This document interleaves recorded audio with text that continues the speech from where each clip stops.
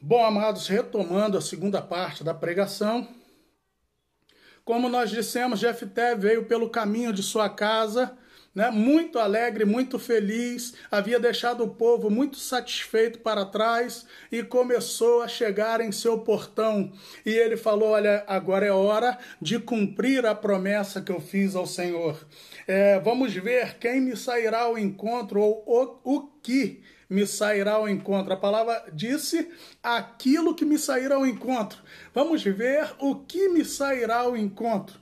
E eu colocarei diante do Senhor conforme o voto que eu fiz a ele. Irmão, mal sabia ele que a sua filha estava preparando uma festa de recepção, irmãos.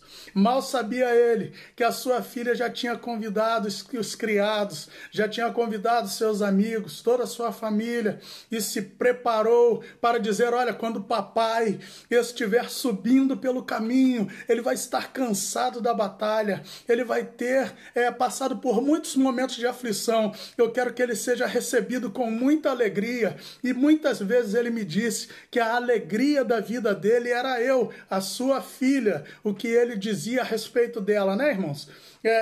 A alegria de sua vida é a sua filha. E então eu sairei batendo tamborins e ele vai ver a nossa alegria. E antes que ele entre em casa, nós começaremos a festa. Vamos fazer assim, quando o papai estiver chegando, vamos nos alegrar juntamente com ele.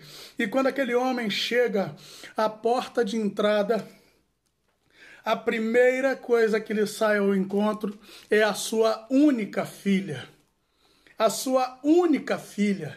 Ele não tinha nenhum filho homem e ele não tinha nenhuma outra filha mulher. Ele só tinha aquela filha. E quando ela aparece na porta, ele coloca a mão na cabeça e fala, o que eu fiz? Que promessa foi essa que eu disse que faria? Que voto foi esse que eu falei para o Senhor, que eu deixei certo com Deus? Mas não pensei que exatamente quem sairia ao meu encontro seria a minha única filha. Bom, então quando ela sai ao encontro dele, muito feliz, cantando, dançando, se alegrando, e muito provavelmente estava ansiosa para pular em seu pescoço, dar um abraço no seu pai, dizer, olha, pai, quanta saudade eu senti do Senhor, mas agora nós ficaremos juntos, pai. Aquele homem olha para ela e fala, minha filha, você não sabe a tristeza que me dá te ver. Eu fico imaginando o desapontamento daquela menina. Pela alegria que ela teve em vê-lo, mas ao mesmo tempo ver o desapontamento do pai em encontrar com ela. Parece que o pai gostaria de encontrar com qualquer outra pessoa, menos com ela. Quando ele começa a explicar o motivo. Minha filha, eu fiz um voto ao Senhor. E eu prometi ao Senhor que aquilo que saísse da minha porta ao meu encontro, eu entregaria ao Senhor e ofereceria a Ele em holocausto. Eu colocaria diante dele como uma oferta. E aquela moça imediatamente quebra o semblante dela, o pai, a festa que estava toda preparada é desmontada, né, irmãos? Toda aquela expectativa de alegria é substituída pela tristeza. E aquela jovem precisa passar por um processo em que ela diz para o pai, olha, faz o que o Senhor cumpriu, cumpre o que o Senhor prometeu ao Senhor nosso Deus, Ele foi fiel contigo, não seja infiel para com Ele, eu cumprirei aquilo que o Senhor determinou, a única coisa que eu lhe peço é que me permita chorar a minha virgindade por 2 meses com minhas amigas. E diz a palavra que ela saiu por 2 meses chorando pelos montes de Israel a sua virgindade, e ao cabo de 2 meses voltou para a casa de seu pai, encontrou com ele, e a compreensão bíblica, irmãos, que todos nós temos, inúmeros teólogos estudiosos da palavra de Deus têm, é que ela foi entregue para servir ao Senhor sem nunca conhecer varão. É o que nos diz a palavra do Senhor a respeito dessa jovem, que ela teria que ser entregue e não conheceria varão. Versículo 39 vai nos dizer assim: e sucedeu que ao fim de 2 meses tornou ela para seu pai, o qual cumpriu nela o seu voto que tinha votado, e ela não conheceu varão. E daqui veio o costume em Israel, que é também uma outra história. Viu, queridos? Mas ele prometeu, e tanto ela, que não tinha prometido nada, quanto ele, que tinha prometido precipitadamente, precisaram cumprir aquilo que havia sido determinado em seu coração e em palavra para com Deus naquele dia. Bom, essa é uma breve história de Jefté, para que os irmãos possam entender, mas como eu disse aos irmãos, eu quero falar sobre palavra precipitada. Muitas das vezes, irmãos, abrimos a nossa boca para falar coisas que não condizem. Nós não pensamos direito, estamos emocionados. Jefté provavelmente estava emocionado com a situação e deu uma palavra. Muitas das vezes, irmãos, movidos por um interesse, nós professamos palavras e fazemos votos para com Deus, e depois que nós recebemos a bênção do Senhor, depois que as coisas acontecem em nossa vida, nós achamos no direito de falar para Deus o seguinte: olha, eu não estava pensando direito, olha, o Senhor me conhece e sabe da minha fraqueza, eu prometi, mas eu não sabia muito bem o que eu estava prometendo. E nós compreendemos que Deus é homem como nós somos. Nós compreendemos que Deus precisa entender a nossa incapacidade de pronunciar palavra para Ele. Queridos irmãos, não é assim que nos ensina a palavra do Senhor. A palavra do Senhor vai nos ensinar se fizermos um voto, precisamos ser muito rigorosos naquilo que nós prometemos para Deus. Um dos textos que fala sobre voto, eu quero usar esses 3. Um é o de Jefté. Eu quero também usar um segundo caso que se encontra no livro de Gênesis, capítulo 28, verso 20. Gênesis, capítulo 28, verso 20. Aleluia.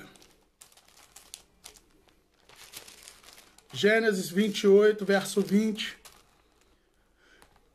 Vai nos falar a respeito de Jacó. E ele diz assim: e Jacó votou um voto dizendo: se Deus for comigo e me guardar nesta viagem que faço, e me der pão para comer e vestidos para vestir, 21, e eu em paz tornar a casa de meu pai, o Senhor será o meu Deus. Bom, veja bem, irmãos, que essa promessa foi uma promessa bem-aventurada. Se o Senhor fizer assim comigo, eu o servirei. Ele será o meu Deus e eu não adorarei a outro Deus. Foi um voto feito por este grande homem de Deus, Jacó, que teve seus erros também, mas também cumpriu o voto que fez ao Senhor. Eu quero também trazer um outro texto que se encontra no livro de 1 Samuel, capítulo 1, no verso 11. Fala a respeito de uma mulher chamada Ana. Livro de Samuel, capítulo 1, verso 11.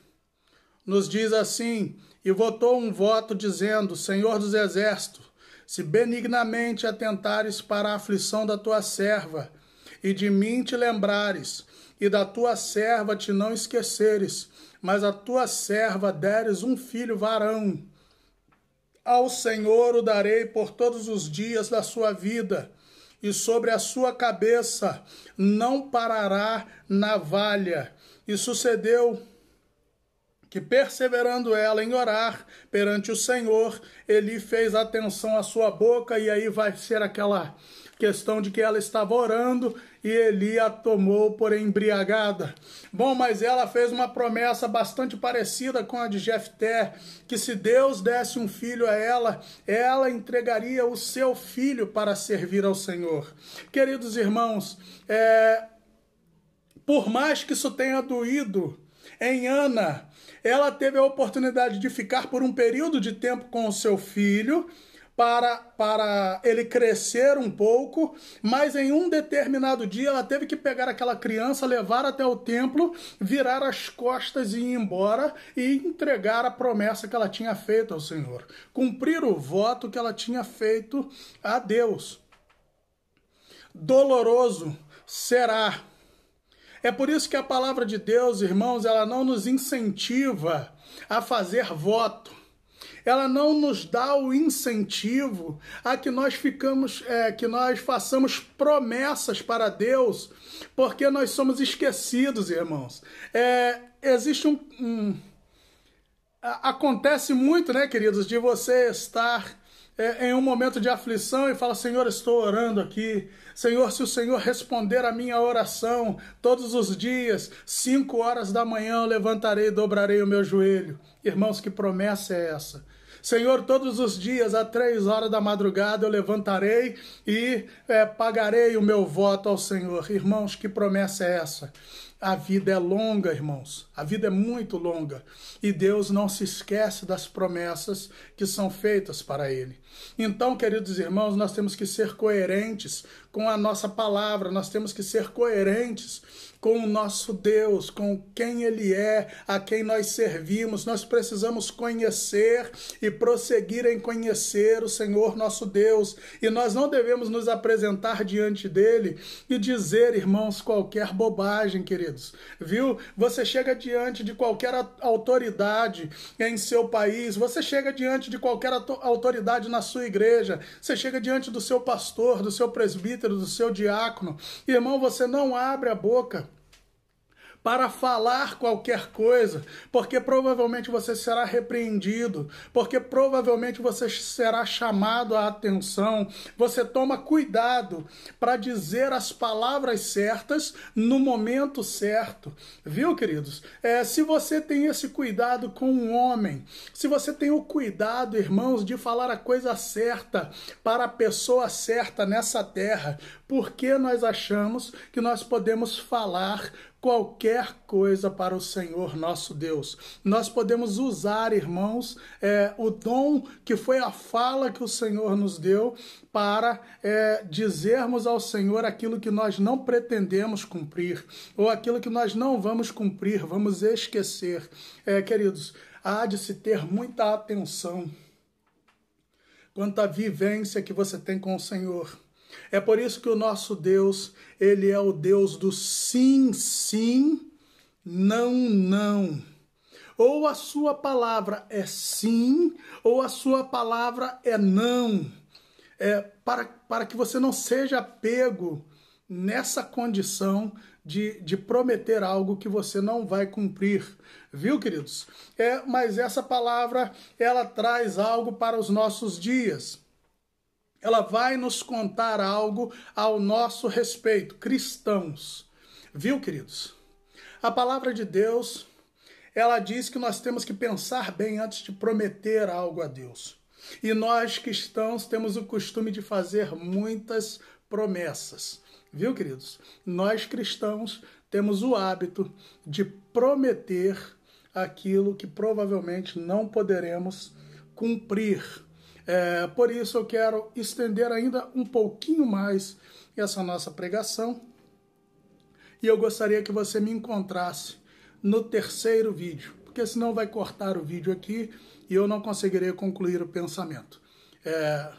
Já voltamos.